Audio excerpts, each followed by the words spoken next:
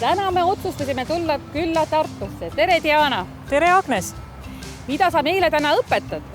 Täna valmistame dekoratiivpilti kuldamistehnikas.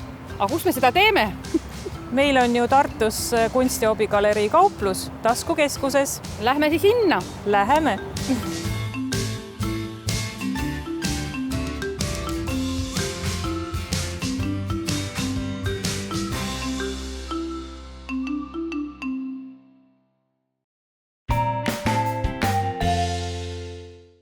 Nüüd me oleme kohale jõudnud. No mida me siis teeme? Nagu sa näed, mul on 2 ilusat pilti siin juba valmis tehtud ja midagi sarnaseid asju me hakkamegi tegema. Kõigepealt meil on vaja siis välja valida motiiv ehk siis dekupaažpaberi pilt, mida me siis tahame siia lõuendi peale siis kleepida.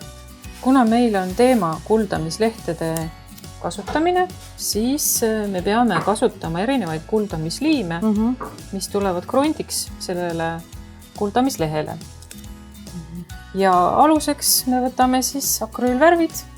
Praegust ma valisin välja Allegro mattvärvid, mis on sellised pastellsetes toonides ja sobivad vanaaegsete piltidega väga hästi kokku.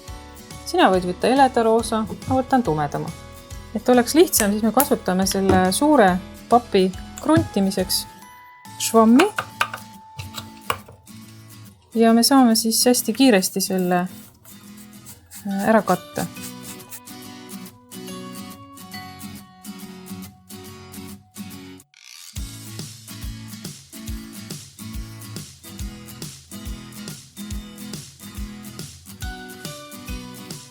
Nii, nüüd meil on lõuendid kuivanud ja nüüd me peame peale kleepima siia selle dekupaažpildi.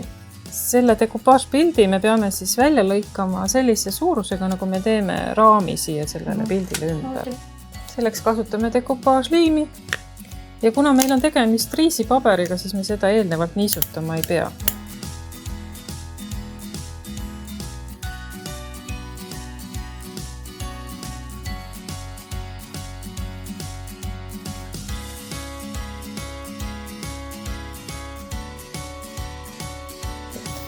Nii, nüüd me hakkame kasutama 2 erinevat varianti.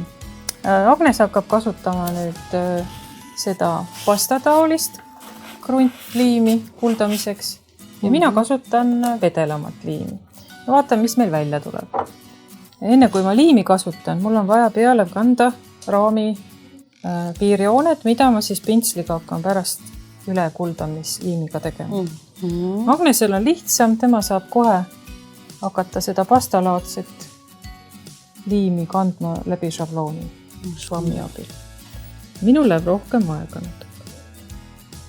Kõigepealt ma pean selle raami siia pildi peale joonistama. Siis ma saan need piirjooned pintsliga üle teha.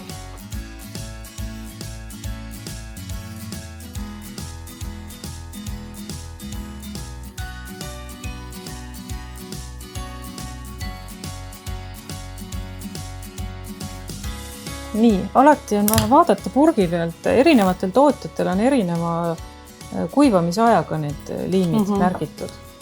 Minu purgi peal on kirjas 30 minutit. Siin on 20, jah. Kas fööniga seda võib kuivatada? See peab kindlasti ise kuivama. Nii kaua, kui meie tööd kuivavad, me võime natuke teed juua.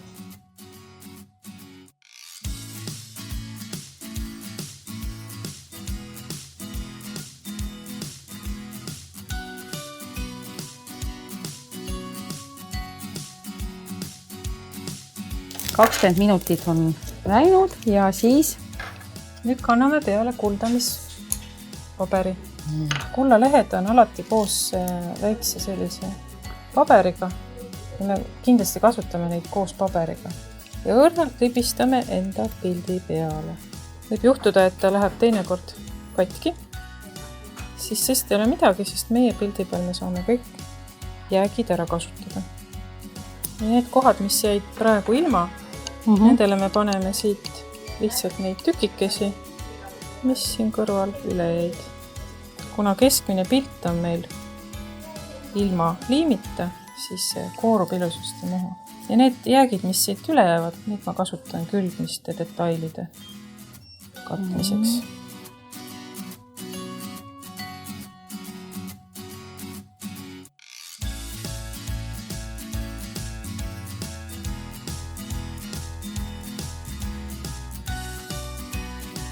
Nüüd, kui meil on pildid valmis, kuldamislehed on juba ära eemaldatud, siis me võime vaadata igasuguseid lindikesi, paelakesi, detaile siia juurde, mis meile siia selle pildi juurde sobib. Ja kleebime nad kahepoolse teibiga.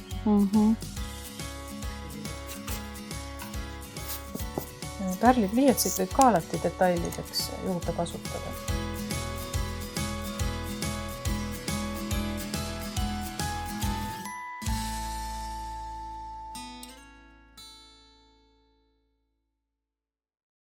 Nii, nüüd on meil pildid ära kaunistatud. Pärlipliiatsiga on detailid lisatud. Ja nüüd me võime seda pilti riputada kas seinale või kasutada väikest mulbertit. Ja kuna meie kuninglikud pildid on saanud siin endale terve seeria, siis võib neid päris mitu tükki. Aitäh, Diana! Väga meeldis, jah. Ja see on väga lihtne ausalt öelda. See on väga lihtne tehnika, aga efekt on väga kuninglik. Jah. Ja külastage Tartut jälle. Kindlasti ja ootan siin Tallinnas.